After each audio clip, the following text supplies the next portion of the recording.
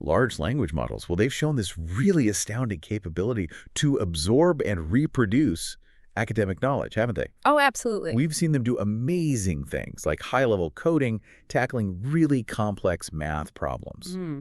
It almost feels like they've completely mastered the textbook. That progress is definitely undeniable. But it does force us to ask a pretty crucial question. How do these, frontier LLMs actually perform when they're faced with the demands of real scientific research? Right. Especially in the hard sciences, where the rules are set by the physical universe itself, not just, say, logical consistency or patterns in language. And that's really the core issue we see with a lot of the existing benchmarks, isn't it? They tend to measure that textbook knowledge. They test if the AI can solve a problem we already know the answer to, or recall a specific fact. Exactly. It's like testing if they can pass the final exam for the course. Yep. But that doesn't tell you if the model can genuinely function as, say, a research assistant. Someone you could actually trust to tackle an original, maybe unsolved theoretical problem that requires deep critical judgment. So, to really address this huge gap, today we're diving into the CMT benchmark. This is a brand new data set, and it contains 50 completely original expert-level problems. And they're focused specifically on condensed matter theory, or CMT. Right. And our mission here, for you listening, is to really unpack the intense academic rigor that went into creating this benchmark. We want to look closely at what the failures revealed about the current limits of AI reasoning, particularly in physics, and understand why CMT turned out to be such a uniquely difficult area for these models. Okay, let's start there then. Why condensed matter theory? You mentioned it's the largest branch of modern physics, but why the need for such a specialized test? We do have other graduate-level physics challenges out there. That's a great question. If you look at the bigger picture, CMT is just fundamental. It underpins our understanding of things like superconductivity, weird topological phases, all sorts of emergent quantum technologies. Okay. The sheer complexity, though, in CMT research really comes from needing to synthesize. Well, needing to connect the microscopic knowledge of how materials work at the tiny scale with macroscopic observations, what we actually see and measure. And you have to do this while sticking rigidly to theoretical principles, often pushing right up against the limits of what's even computationally possible. So is that basically saying the models might ace the exam questions, but they stumble when it comes to that messy drafting and critical thinking stage of original research? Precisely. That's a good way to put it. Unlike more general tests like, say, GPQA or benchmarks that focus on just textbook calculation problems, the CMT benchmark demands that critical judgment and needs the synthesis skills you'd only really find in an expert researcher or maybe a very strong PhD student. Right. The problems were specifically designed to require applying knowledge in new, unfamiliar contexts. It pushes beyond just matching patterns seen in the training data. And the sources make it clear this wasn't just a casual undertaking. This benchmark was built and then really rigorously verified by an international panel of actual expert researchers. We're talking professors and postdocs from top universities. That level of institutional rigor, that's a key academic standard here. Absolutely. That expert curation is, well, it's the heart of the benchmark. The panel didn't just dream up 50 hard problems. They actually refined them iteratively. They tested drafts against early LLMs specifically to find and exploit common ways these models fail. Interesting. Yeah, so they could guarantee the final dataset really measures deep critical judgment, not just rote calculation ability. And the scope of these questions, it sounds like it really reflects the breadth of the field itself. It spans analytical theory, but also these cutting-edge computational methods used in quantum many-body physics. Definitely. The 50 original problems covered, the whole toolkit of modern theoretical physics. Things like foundational methods, Hartree-Fock, exact diagonalization, but also going right up to state-of-the-art quantum simulation techniques like DMRG, density matrix renormalization group, and various flavors of Monte Carlo like VMC and QMC, even statistical mechanics and general model building. Okay, so since the experts decided on no partial credit, it had to be absolutely correct. The evaluation standard needed to be just as sophisticated as the problems. And that must have meant a pretty big leap in the infrastructure, especially for grading, right? That's exactly right. I mean, the goal in science is reproducible knowledge, so the problems were set up for a binary outcome, correct or incorrect, simple pass-fail. But that's way harder than just checking simple arithmetic. Oh, much harder, because you're dealing with quantum mechanics, which is built on, well, non-commutative algebra. Right, where the order matters. The order absolutely matters. If you're dealing with operators, say operator A then operator B, the result can be fundamentally different than doing B then A unless they happen to commute. And any competent researcher has to have that kind of internal sanity check, that ability to look at an operator expression and immediately dismiss it if it violates these basic quantum rules. So, okay, how on earth did they build a machine that could perform that sanity check when the AI is just spitting out, a string of latex code? Yeah, that was the major technical hurdle and, frankly, the innovation here. They had to custom build a machine grading system using a specialized parser to actually verify if two non-commutative operator expressions were equivalent. Which is not trivial. Not at all. The system uses symbolic manipulation and a specific technique called normal ordering. Okay, normal ordering, what does that actually do? What does it achieve? You can almost think of it as giving the AI a kind of digital physics integrity checker. It ensures that the model's final equation doesn't just look syntactically correct, but that it actually respects the underlying quantum field theory rules. Oh, it enforces physical consistency. Exactly. It checks if the model understands that within this specific algebraic system, the physics itself demands a certain arrangement of terms. It's a deeper level of understanding. Wow, okay. That is a seriously sophisticated layer of academic rigor baked right into the grading. Right. So armed with this really robust design, this careful grading, tell us, how did the models actually do? There were 17 frontier models tested, right? Including versions of GPT, Gemini, Claude. Yeah, the results were, let's just say, pretty sobering. They really demonstrate the severe limitations that are still present in current AI. Yeah. The average success rate across all 17 models was, frankly, dismal. It was 11.4%, plus or minus a tiny margin of error, about 2.1%. 11%. Wow. Yeah. And even the single best performing model, which was identified as GPT-5 in the study, only managed to solve 30% of the problems. Okay, so that huge gap between 30% for the best and, 100% for perfect, that's where the really interesting part of this deep dive begins. And weren't there some problem sets that were just completely impossible for the AI? That's right.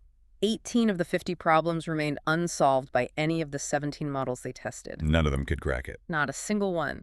And specifically, the problems related to Variational Monte Carlo, VMC, which often require quite sophisticated handling of symmetries, those scored a flat 0.0%. Across the board, the LLMs completely failed on those. 0%. Okay. That low performance, while maybe disappointing for AI progress, actually provided a crucial data set for the authors, didn't it? They could identify these critical reasoning gaps. Exactly. So let's dive into those failures now, because they really shine a light on exactly what's missing in current AI reasoning for science. What's the first gap they identified? The first one they pinpointed is called the language geometry gap. Basically, this is the failure to accurately translate a description given in words, a verbal description, into a precise geometric or algebraic representation. Okay, can you give us an example of how that kind of translation breaks down? Sure. So in one problem involving Hartree-Fock theory on a two-dimensional triangular lattice. Okay, visualizing that. Yeah, the LLMs consistently failed to identify the correct structure for the ground state, which in this case was something called a striped charge density wave. Instead, they kept proposing patterns that just don't fit on that lattice, like a squirt-stort pattern. Ah, so they couldn't map the description to the constraints. Precisely. They could talk about the topic fluently, sure, but they couldn't seem to internally reconstruct the counting logic or actually visualize the 2D lattice structure needed to find the correct solution. It's almost like the AI is missing that internal whiteboard you'd use to sketch out the problem. That inability to visualize or map connectivity seems crucial in physics. What was the second major failure mode they found? The second one is a fundamental struggle with fundamental principles and symmetry. What happens is the models seem to rely heavily on retrieving textbook examples when they recognize certain keywords. Okay. But if a problem slightly shifts the context, or maybe deliberately leaves out an expected ingredient, the LLM often fails to apply the general principle correctly. It gets stuck on the specific example it remembers. So it's like they mistake the specific instance they were trained on for the actual underlying principle itself. Exactly that. For instance, in one problem using exact diagonalization, the LLMs incorrectly assumed certain symmetries were present, like particle number conservation, even though the problem explicitly excluded them. Oh, interesting. Yeah, they seem to prioritize grabbing a familiar term or concept over carefully reading and applying the fundamental physical constraints provided in the problem. Which leads pretty naturally into the third failure mode identified, Mm. this reliance on heuristics. Right. This really comes up when the problem requires a more nuanced judgment call, not just applying a standard rule. Okay. For example, there was a statistical mechanics problem dealing with the fluctuation dissipation theorem. Now, the system they described had positive entropy production, which is usually a big red flag, but it still sampled the correct Boltzmann distribution in its steady state. Okay, that sounds like a deliberately subtle setup because positive entropy production usually means the theorem is violated, right? It usually does, and the model saw those keywords, positive entropy production. They've likely been trained that 99 times out of 100, that scenario means the fluctuation dissipation theorem doesn't hold. That this was the 1% case. This was the tricky 1% exception, and the AIs just defaulted to the common rule, the heuristic. It showed they were using the terminology as a shortcut instead of performing the actual critical analysis needed to understand the specific, subtle mechanism at play in this particular system. Okay, that makes sense. And the final critical reasoning gap, the fourth one. The fourth one is the failure to recognize underlying structure or mapping. This is essentially the inability to simplify a seemingly complex problem by realizing it can be mapped onto a known, solvable theoretical result. Like finding a clever shortcut or transformation. Exactly. So, in a problem about Fermi surface topology, the models fail to correctly construct the necessary $2 times 2 Hamiltonian in K-space for what's called a staggered flux model. This failure suggests they couldn't conceptually visualize the connectivity or figure out the modified unit vectors needed to simplify the problem structure. Instead of performing that crucial theoretical mapping to a simpler known form, they just got bogged down in incorrect algebraic steps. It shows a real breakdown in conceptual problem simplification. Wow. So if we pull all these findings together, the CMT benchmark really acts as this incredibly valuable, maybe even sobering roadmap for where AI development needs to go, especially for the hard sciences. I think it does, absolutely. It highlights, pretty unequivocally, that current LLMs, even the best ones, lack those fundamental physical reasoning skills. They don't yet have the critical judgment that you need from a true AI research assistant. Yeah. They can manipulate symbols brilliantly, they can recall vast amounts of facts, but they haven't yet mastered that conceptual foundation, the geometry, the symmetry, understanding the underlying physical laws that's required for genuine scientific discovery. So what does this really mean for us then, thinking about this? Since the experts found that LLMs consistently stumble in that crucial step, translating from a language description into precise math or geometry, well, it makes you think about our own minds, doesn't it? Consider this. In what ways do we rely on mentally visualizing, sketching out complex physical systems using that sort of internal whiteboard we talked about? And how much of that really fundamental scientific reasoning, that intuition perhaps, is truly independent of the language we use to describe it? That conceptual leap that seems to remain the ultimate frontier for scientific AI.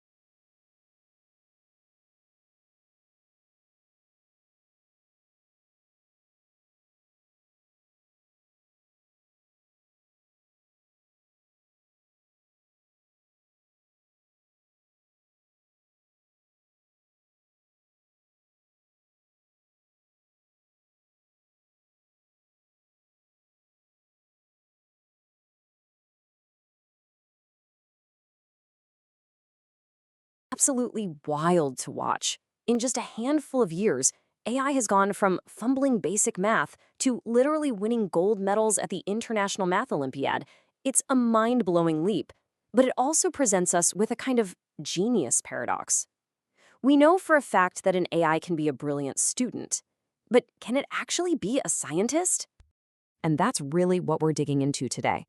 I mean, it's one thing to solve problems that have a known answer, even if they're incredibly hard. It's a completely different game to tackle the messy, brand new challenges you find at the edge of human knowledge. So, can AI make that jump? Can it go from being the star pupil to a genuine research partner? Let's dive in. So, here's the paradox in a nutshell. AIs are unbelievably good at specific, well-defined tasks. But that skill hasn't really translated into the kind of creative, critical thinking you need for real scientific research. And honestly, until now, we haven't even had a good way to measure just how big that gap is. And that points to a huge flaw in how we've been testing these things. You see, most benchmarks, even the super difficult ones, are basically just final exams. They're testing what the AI has learned from a textbook. But that's not what a scientist does, right? A scientist is working on questions where the answer isn't in the back of the book. It's not in any book. So to build a real test of scientific chops, researchers needed a field that was tough, complex, and still had tons of unanswered questions. And they found the perfect candidate, condensed matter theory. This isn't clean, simple physics. Oh no. This is the wild world of the many-body problem, trying to figure out how trillions and trillions of particles all interact at once. It's a chaotic mix of abstract theory, heavy-duty computation, and a kind of deep intuition for how things fit together. So, to really see what AI could do, they had to invent a whole new kind of test. You can think of it as a scientific gauntlet. It's called the CMT benchmark, and its goal wasn't to see if an AI could pass a physics class, but to see if it could actually think like a physicist. And you can see right away how this is a totally different beast from older tests. We're moving from just graduate-level questions to actual research-level problems. But the biggest difference? Look at the evaluation. There's no multiple-choice safety net here. The AI has to produce the raw answer, and a program checks if it's right. It's black and white. Correct or incorrect. No partial credit allowed. And get this test wasn't cooked up by computer scientists who just kind of think they know what physics is like. No way. This was built from the ground up by a global team of leading physicists, the actual professors and researchers from top universities who live and breathe this stuff every single day. And here was their standard, their benchmark for success. The problems on the test were the exact kind of thing a professor would give to a promising new PhD student who just joined their lab. It's the perfect way to ask, could this AI actually do the work? Could it contribute to a real research team? Okay, so what does a final exam for an AI physicist actually look like? Let's pop the hood and see what these models were really facing. First off, the sheer scope of this thing is incredible. The 50 problems weren't all on one topic. They covered the entire modern toolkit a physicist in this field would use, everything from fundamental old-school theories to advanced computer simulations that require serious coding skills. So it wasn't just a test of what the AI knew, it was a test of how many different hats it could wear. And the answers themselves were complex. The AI couldn't just spit out a single word. It had to generate everything from precise numbers to entire algebraic formulas, and even non-commutative operator expressions. That's the super weird but essential math of quantum mechanics where A times B is not the same as B times A. This is a true test of fluency, not just memorization. And as we said, the grading was just as brutal as real science. You can't be mostly right about a calculation. Your experiment either works or it doesn't. Your result is either correct and repeatable or it's wrong. The benchmark used that exact same standard. Zero room for error. All right, so the stage is set. We have this ridiculously difficult test designed by the world's leading experts. It's the AI Olympics of physics. So how did the most advanced AI models on the planet actually do? Well, the results are pretty stark. This is not one of those AI conquers all stories. We're looking at 17 of the most powerful models from all the big players, OpenAI, Google, Anthropic, you name it. And the performance was, let's just say, universally low. Let's break down exactly what that means. 30%. That was the top score from this single best model, GPT-4. Just let that sink in for a second. The absolute frontier of today's AI technology got a 70% fail rate on problems that a human expert expects a good grad student to solve. And that was the best score. When you average the performance across all 17 models they tested, the success rate just craters, all the way down to 11.4%. So this wasn't one model having a bad day. This was a systemic struggle right across the board. But honestly, the number that really got me is this one, 18. Out of the 50 problems on the test, there were 18 of them that not a single one of the AIs could solve correctly. Not one. That points to a complete and total blind spot in the way these AIs reason about the world. But okay, the low scores are one thing. The most valuable part of this whole project isn't just seeing the failure, it's understanding why they failed. The researchers went through every single wrong answer to figure out what was going on, and their diagnosis is absolutely fascinating. They identified 4 main ways the AIs were tripping up. And these aren't simple bugs, they're deep conceptual weaknesses. Things like a gap between language and geometry, a problem with fundamental principles, leaning too heavily on shortcuts, and just failing to see the hidden patterns in a problem. Let's focus on the 2 biggest ones. First up is what they call the language geometry gap. Here's what that means. A human physicist hears a technical term like Kagome lattice, and their brain instantly visualizes a specific, complex, web-like structure. They can just see it. The AIs, on the other hand, they know the definition of the words, but they can't seem to make that crucial leap to translating the words into an accurate picture or a correct mathematical formula. They're failing before the real problem-solving even starts. The second huge issue was a struggle with fundamental principles like symmetry. The models were great at regurgitating textbook examples, but if you gave them a problem that was just a little bit different, they got completely lost. They couldn't generalize the rule. In some cases, their answers were so off base, they would have literally violated the laws of physics, a mistake no human expert would ever make. Now, looking at these scores, it's really easy to just say, well, AI failed. But the researchers who created this whole thing, they see it completely differently. For them, this is the beginning of the path forward. And that's the real takeaway here. This whole project isn't an indictment of AI. It's a roadmap. For the first time, AI developers have a crystal clear guide showing them the exact reasoning skills their models are missing. It tells them, hey, stop trying to cram more facts into the AI. You need to fix this specific gap between language and geometry. It gives them their next assignment. And that leaves us with a final, really fascinating question to think about. These AI models have access to basically all of human scientific knowledge. They can recall facts and equations better than any person alive. And yet, they lack the judgment to use that knowledge correctly. So what does that tell us about what scientific discovery really is? Maybe it's not just about knowing things. Maybe it's about a deeper kind of understanding, a scientific intuition that we're only just beginning to appreciate.